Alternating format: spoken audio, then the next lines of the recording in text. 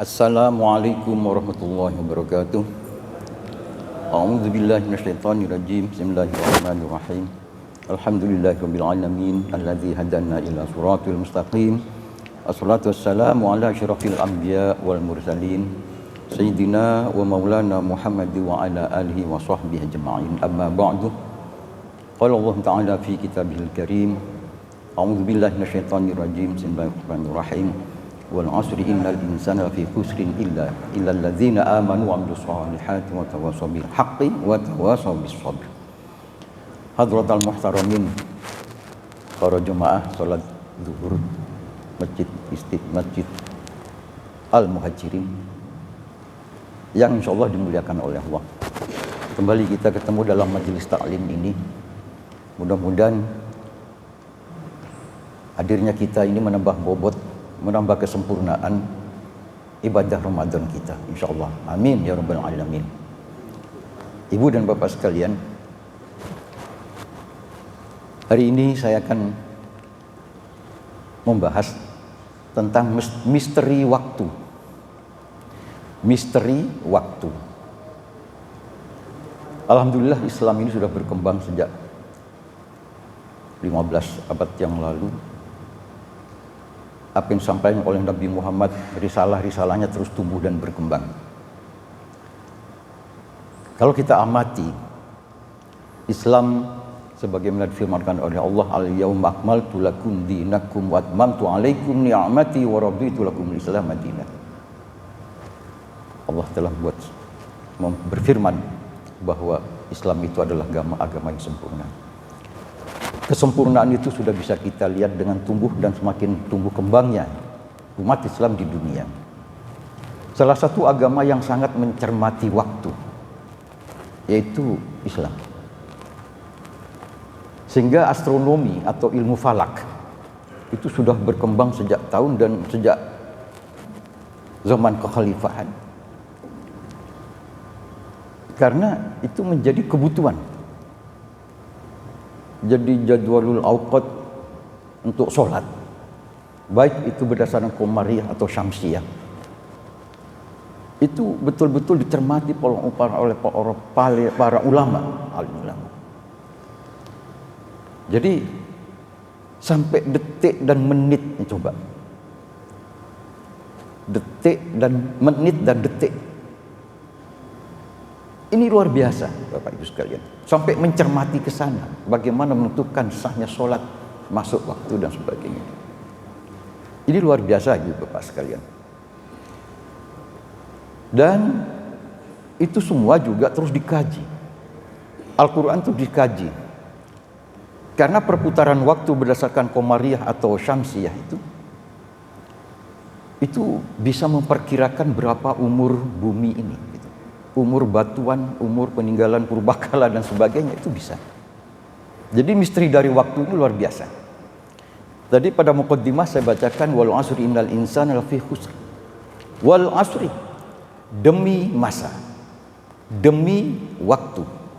Jadi Allah di sini bersumpah demi waktu. Ini mengingatkan kita bahwa ini merupakan penekanan dari Allah. Demi waktu.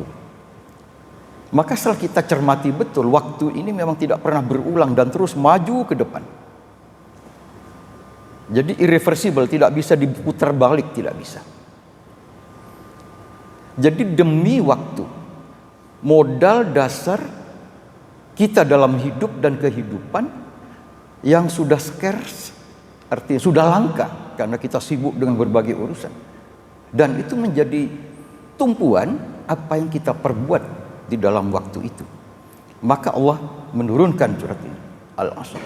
Wal 'asri innal insana lafi khusr. Demi masa, demi waktu. Innal insana lafi khusr. Sesungguhnya manusia itu berada dalam kerugian. Nanti kecuali.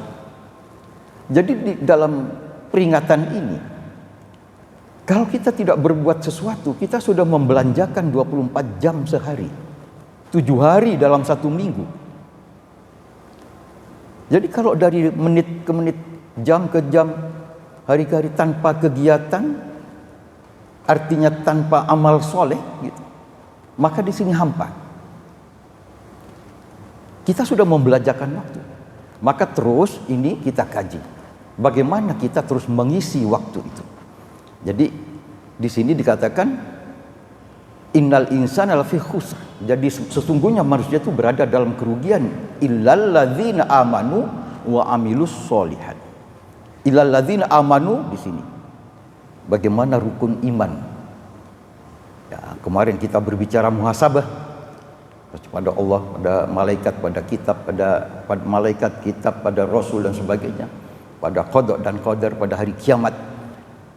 Ini illal ladzina amanu wa amilus sholihat. Nah, ini rukun Islam ini. Ini konsep Islam luar biasa. Rukun iman, rukun Islam. Wa amilus sholihat. Jadi illal ladzina amanu tadi kecuali orang-orang yang beriman dan berbuat amal soleh. Amal soleh ini tentu amal yang disyariatkan ya oleh Allah. Jadi wa amilus sholihat wa tawasaw bil haq. Nah, ini dan terus mengingatkan tentang hal-hal yang berkaitan dengan kebenaran untuk tetap pada kebenaran dan tetap pada kesabaran. Nah, jadi di sini amilus sholihat ini nanti kita terjemahkan apa dan bagaimana begitu. Jadi yang menjadi penentu sukses hidup kita di dunia menuju ridha Allah di akhirat, amanu wa amilus sholihat. Karena dimensi waktu ini terus berkembang, terus berjalan. Jadi dimensi waktu ini berjalan terus. Ada kegiatan atau tidak kegiatan, kita gunakan atau tidak kita gunakan untuk membangun kesalahan individu. Kemarin BLC, Building Learning Commitment ya. Kemudian BLO bagaimana Building Learning Organization, kita hidup zone politik kan, hidup berdampingan dengan manusia yang lain di muka bumi. Baik sesama muslim, ukhuwah Islamiyah, dengan ghairu muslim, ukhuwah basyariyah, ukhuwah insaniyah, dan di suatu negara ukhuwah wataniyah. Jadi fikih kita sudah sangat sempurna. Tinggal kita bagaimana dan apa yang akan diperbuat dengan dimensi waktu yang kita lewati dari menit ke menit itu. Nah, di sini. Jadi, ibu bapak sekalian, yang perlu kita ingat ya, bagaimana sih memampatkan dengan waktu yang berlalu, terus berlalu tanpa apa istilahnya kita berbuat atau tidak berbuat, waktu itu terus. Nah, disinilah dimensi waktu ini penting. Kemudian amilus sholihat itu apa saja? Jadi amilus sholihat ini artinya kita berbuat baik dengan modal dasar atau apa ya yang ada pada kita, tenaga kita gunakan untuk beribadah, akal dan pikiran kita gunakan untuk beribadah. Akal dan pikiran, ilmu yang kita miliki juga untuk sharing. Tawasaw bil haq tadi, wa tawasaw bis sabr, ilmu anak ya, nawaitunya punya anak agar nanti saya akan berharap ada yang mendoakan setelah saya tiada misalnya. Termasuk sepeda motor yang kita punya. Kita muhasabah juga apakah dengan punya sepeda motor, punya mobil, kita semakin rajin silaturahmi, semakin rajin thalabul ilmi misalnya gitu ya. Jangan kebanyakan jalan-jalannya misalnya. Jadi harta, benda, akal, pikiran, ilmu, anak, istri dan sebagainya. Maka kata kunci memberdayakan sumber daya tadi, harta, benda, ilmu dan sebagainya, tenaga kita infakkan ya, tenaga kita infakkan, ilmu kita infakkan, apa pemikiran kita untuk kemaslahatan umat. Nah, kata kunci yang penting di balik ini adalah nawaitunya, niatnya. Ini saya sendiri merasakan beratnya mempertahankan nawaitu ini. Jangan-jangan aku ini kepingin dipuji orang, naudzubillah. Jangan-jangan saya nyumbang ini ingin dikatakan begini, dermawan dan sebagainya. Dermawan itu katanya, kata pepatah Arab, orang yang memberi sebelum diminta, itu dermawan. Yang betul-betul dermawan itu adalah memberi sebelum diminta. Jadi kita dermawan, kita nyumbang ini, nyumbang itu, kita mengikut ini, biar dilihat orang, aduh, na'udzubillah. Nol. Dan kemarin, ikhlas. Apa yang kita perbuat, dibagi dengan ikhlas, zero mind. Artinya di benak kita itu tidak berharap pujian, tidak berharap kiprah atau pamrih dari manusia yang lain, kecuali semata-mata untuk ridha Allah. Jadi nawaitu ini menjadi penting sekali. Karena ujiannya nawaitu ini waktu kita mengeluarkan sedekah, infak dan sebagainya, atau kita berbuat karena banyak orang gitu dan sebagainya, atau sebaliknya, aku sholat nanti ajalah sebelum kalau orang sudah tidak ada gitu. Ini juga tidak benar juga gitu. Juga termasuk riya katanya begitu. Baik ingin dipuji maupun sembunyi-sembunyi untuk ingin tidak dipuji. Ya sudah, normal-normal saja, biasa-biasa saja begitu istilahnya. Jadi nawaitu ini ujiannya berat memang. Pada waktu kita mengeluarkan ini, jangan sampai ada terbesit rasa riya dan sebagainya. Atau ada yang memuji, merasa bangga. Kalaupun ada begitu, alhamdulillah, tabarakallah, bismillah, tabarakallah dan sebagainya. Bahwa semua itu adalah karena Allah. Atau sebaliknya, kita melaksanakan satu yang menurut kita baik tapi dicaci maki. Itu juga ujian ikhlas. Ujian ikhlas. Kita sudah punya goodwill, punya keinginan baik, tapi ada saja cacatnya. Ya kita biarkan saja, hanya Allah yang tahu. Dalam keadaan seperti itu, kita istighfar saja, astagfirullahaladzim. Itu ujiannya orang ikhlas tuh memang. Ikhlas. Padahal pada waktu kita diskusi tentang muhasabah kemarin, jadi ikhlas itu dibagi 0 tidak terhingga. May yattaqillah yaj'al lahu makhraja wa yarzuqhu min haitsu la yahtasib. Kemudian setelah kita punya sumber daya, punya nawaitu untuk diapakan, bagaimana ini ilmu, harta, benda dan sebagainya, anak, rumah, kendaraan dan sebagainya, tenaga yang kita punya, untuk apa nawaitu kita. Nah, kemudian kita lihat dari sisi lain, time allocation, alokasi waktu. Kita ini muhasabah lagi waktu, muhasabah waktu. Kita sama 24 jam sehari, seminggu 7 hari, sebulan 28, 29 atau 30 Komariah. Kalau Syamsiah ada yang 31. Sama 24 jam sehari. Nah, kita evaluasi masing-masing. Kalau kita ukur dari teori, dari kesejahteraan ekonomi, kenapa ada orang kaya sekali? Yang diharapkan mau kaya tapi ibadahnya juga tekun, luar biasa gitu ya. Dan kemudian juga untuk infak sedekahnya juga mengucur deras banyak sekali gitu, alhamdulillah. Itu yang sangat dianjurkan oleh Islam. Jadi orang kaya yang sosial, artinya yang bisa membantu, dititipkan pada anak yatim. Ini harta yang akan dibawa nanti, dititipkan ke masjid. Ini yang akan diterima kembali pada waktu kita wafat. Dititipkan ke panti-panti sosial. Ini yang akan dibawa, harta yang benar-benar akan dinikmati nanti. Harta yang lain kita tinggalkan. Maka berdasarkan dimensi waktu ini, idza matabnu adam in qata'a amaluhu illa min thalathi. Apabila anak Adam sudah wafat, sudah mati, putuslah amalannya. In qata'a amaluhu illa min thalathi, kecuali 3. Ya. Amal jariyah, au ilmin yuntafa'u bihi, aw waladun shalihun yad'ulah. Jadi ilmu yang bermanfaat. Satu kata yang diterapkan, ya tentu kita berharap mudah-mudahan inilah yang menjadi nanti kiriman pahala kepada kami pada waktu kita mengingatkan Kemudian ilmu yang bermanfaat,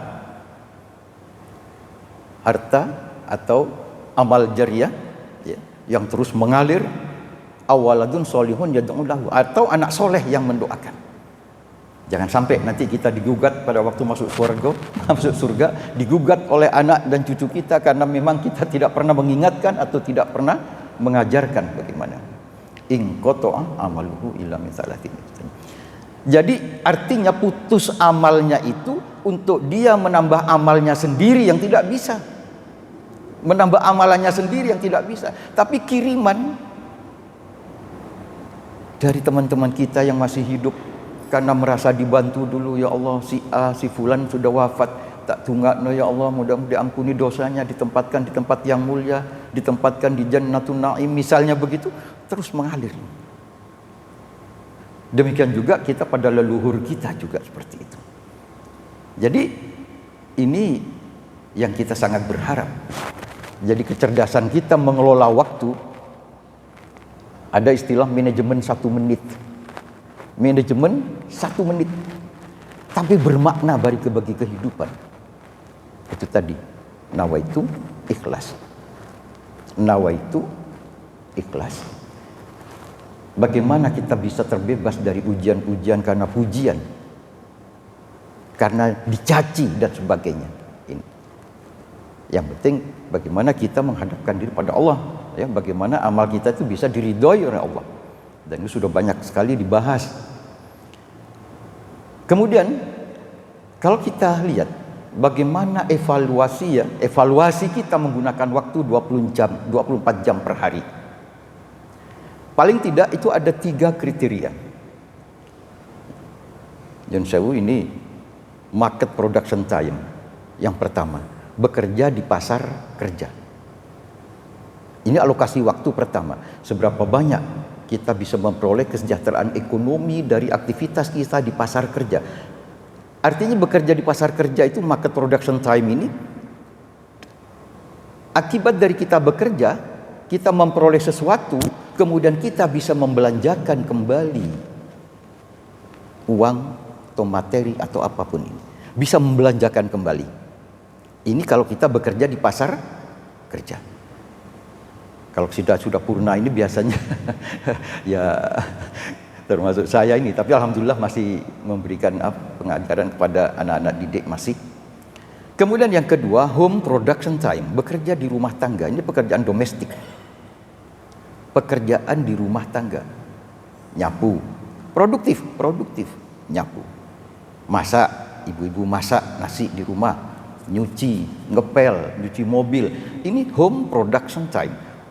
Waktu yang digunakan untuk bekerja di luar pasar kerja. Produktif, tapi tidak bisa dibelanjakan. Memperbaiki genteng sendiri misalnya gitu ya. Ini produktif, tapi tidak bisa dibelanjakan untuk memperoleh barang atau jasa lain. Perlu. Gitu. Nah, jadi market production time, bekerja di pasar kerja. Home production time ini bekerja di rumah tangga, di rumah, masak nasi sendiri untuk dimakan sendiri. Tapi kalau masih masak nasi untuk dijual, itu termasuk pada market production time. Nah, kemudian home production time ini bekerja di rumah tangga tadi. Kemudian yang ketiga, time consumption, konsumsi waktu. Di sini paling tidak ada 3 konsumsi waktu ini. 1 untuk pendidikan. Anak sekolah, masih kuliah, perlu. Itu masih mengkonsumsi waktu karena investasi jangka panjang. Kemudian kegiatan sosial, nyambangi teman kita yang sedang sakit, atau babaran, atau takziah kemana, ke Kediri, takziah kemana, itu waktu yang dikorbankan kita. Tapi kebutuhan sosial ini memang diperlukan oleh kita karena kita tidak hidup sendiri. Kalau kita wafat, tidak berangkat sendiri kan. Jadi barang siapa yang rajin mengunjungi orang, akan rajin dikunjungi orang begitu. Ya. Kalau ingin undangan kita nanti banyak yang hadir, kita harus banyak hadir pada orang lain gitu. Opong deh gak tahu tekom misalnya. Jadi intinya bahwa kita kehidupan sosial itu social interaction gitu, antar sosial. Nah, yang ketiga ini dalam time consumption itu tadi untuk pendidikan, untuk sosial, ya, kebutuhan sosial, kebutuhan masyarakat, ada juga untuk time leisure. Leisure itu untuk istirahat. Semua manusia butuh tidur. Butuh tidur. Cuman kita di bulan puasa ini memang sebaiknya mengurangi makan, mengurangi tidur ya. Jadi itu karena kita mau membuka hijab jasadiyah menuju pada ilahiyah, jasad malakut. Membuka hijab itu. Niru perilakunya malaikat. Malaikat tidak pernah makan, tidak pernah tidur. Kita masuk ke sana. Seperti sering kita dengar, syariat, thariqat, hakikat, ma'rifat gitu. Nah, itu sampai ke sana. Jadi, Ibu Bapak sekalian, ini dimensi waktu begitu pentingnya. Jadi, kita evaluasi. Kalau kita masih muda dan sebagainya, ini bagaimana? Apalagi pasangan usia subur yang masih sangat produktif ini. Memang perlu mengkaji tadi, market production time, home production time. Home production time bisa saja digantikan pada pembantu karena dia punya duit, tidak ada masalah. Yang penting dia konsentrasi cari rezeki dan sebagainya begitu. Nah, kemudian fenomena yang kita lihat pada umumnya di Indonesia. Ada teori backward bending curve, kurva backward bending. Tidak apa-apa ya Pak ya. Wah ini rotok ke Inggris-Inggrisan, ke barat-baratan biar adik-adik ini juga terbuka. Backward bending ini semua manusia punya waktu 24 jam. Punya waktu 24 jam. Fenomena yang terjadi di Indonesia. Kenapa kok muncul teori backward? Backward itu ke sana terus belok lagi ke sini gitu. Dimensi ke sini waktu 24 jam. Sudah kerja habis-habisan, Pak. Sampai 7 jam, 8 jam, 9 jam, 10 jam, penghasilannya segitu-gitu aja. Bahkan sepulang kerja dari pabrik, dari menjadi pegawai karyawan di mana, ngojek atau dodolan misalnya, itu hampir semua waktu digunakan untuk berjuang memperoleh kesejahteraan ekonomi. Persoalannya kenapa? Nah, di sini. Kemarin saya singgung profesionalisme. Profesionalisme itu berkaitan dengan satu skill and ability. Keterampilan, kebisaannya berbuat, kemudian knowledge, pengalamannya. Yang ketiga, ini yang sangat penting, attitude. Attitude itu adalah perilaku. Pada beberapa yang lalu kita berbicara tentang mental dan moral. Ini menentukan 85% sampai 90% menentukan survive atau tidaknya kita. Mentality and morality.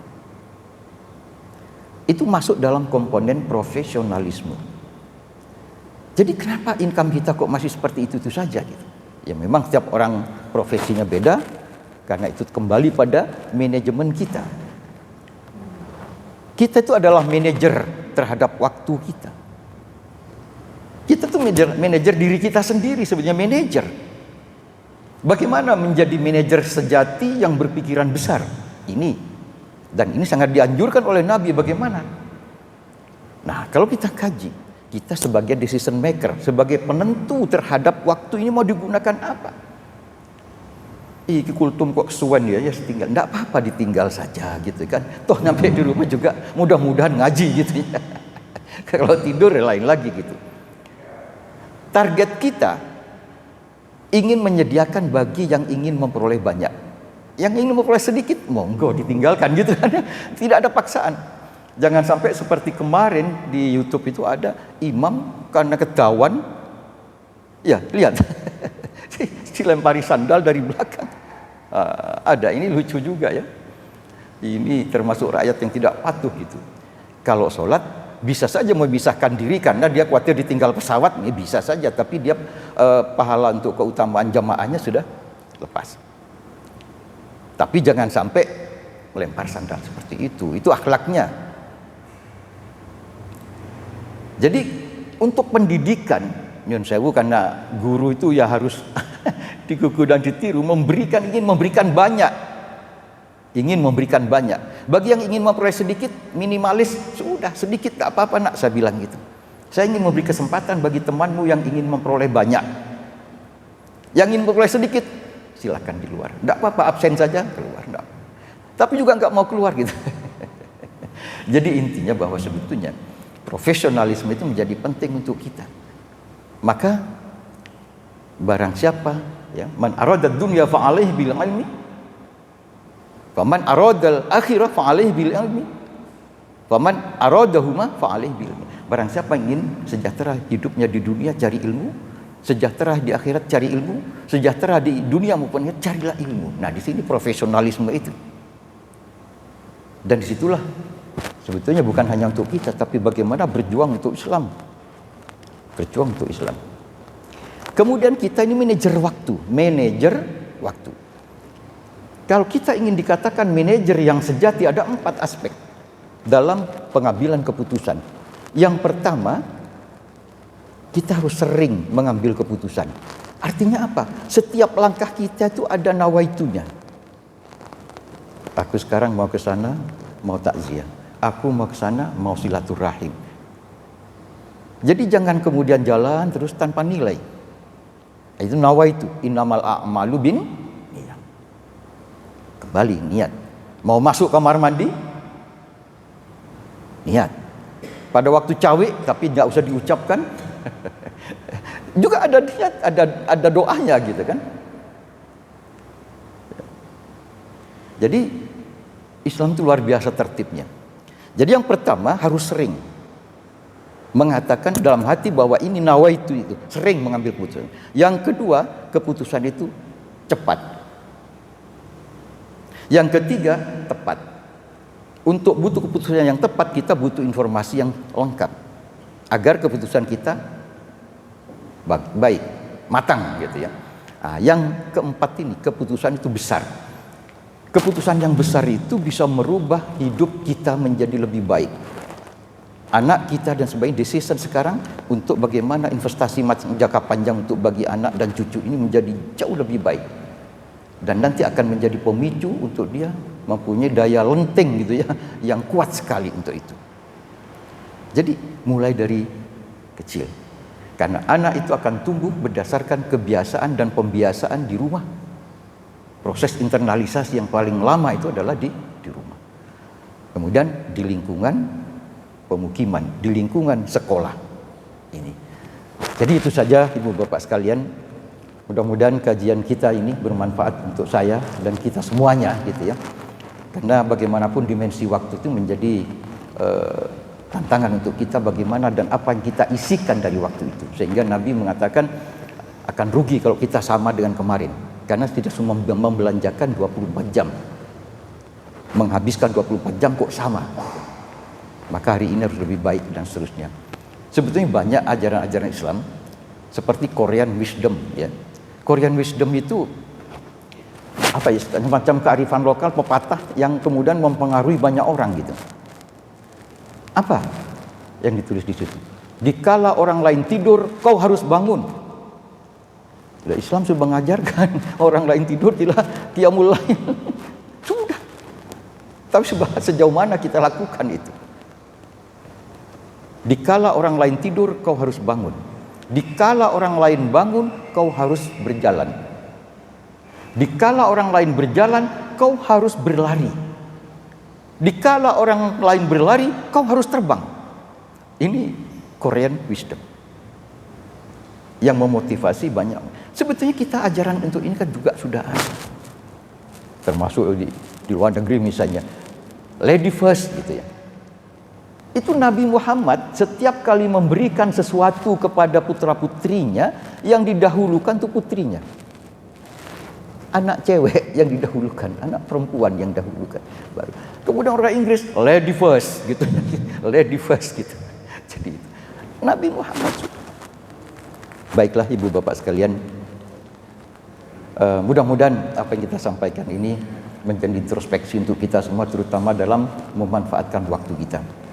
Juga bermanfaat untuk kita semuanya. Mudah-mudahan majelis taklim ini terus kita lestarikan sehingga memakmurkan masjid, dan sekaligus juga niat kita Semakin banyak kegiatan di masjid ini, amal jariah, bapak-bapak kita yang sudah almarhum yang memberikan amal jariah juga mengalir. Oh, masjidnya tambah ditempati, tambah banyak gitu.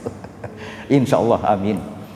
Demikian ibu bapak sekalian, kita tutup dengan doa. A'udzubillahi minasyaitonirrajim. Bismillahirrahmanirrahim. Alhamdulillahirabbil alamin. Allahumma ja'alna bil imani kamilin wal fara'idin adin wal salati hafizin wal zakati fa'ilin wa lima 'indaka talibin wa li afika rajin wa bil huda mutamassikin wa 'anil lahwi muridin wa fid dunya zahidin wa fil akhirati raghibin wa bil qadwa'i radin wa bin na'mi syakirin wa 'alal bala'i sabirin wa tahta liwa'i Muhammadin sallallahu alaihi wasallam. Rabbana hab lana min azwajina wa dhurriyyatina qurrata a'yun waj'alna lil muttaqina imama. Rabbana la tuzigh qulubana ba'da idh hadaytana wa hab lana min ladunka rahmatan innaka antal wahhab. Rabbana taqabbal minna innaka antas samiul alim wa tub 'alaina innaka antat tawwabur rahim. Sallallahu ala sayyidina Muhammad wa ala alihi wasallam walhamdulillahil alamin. Al-Fatihah. Shiratal ladzina an'amta 'alaihim. Assalamualaikum warahmatullahi wabarakatuh.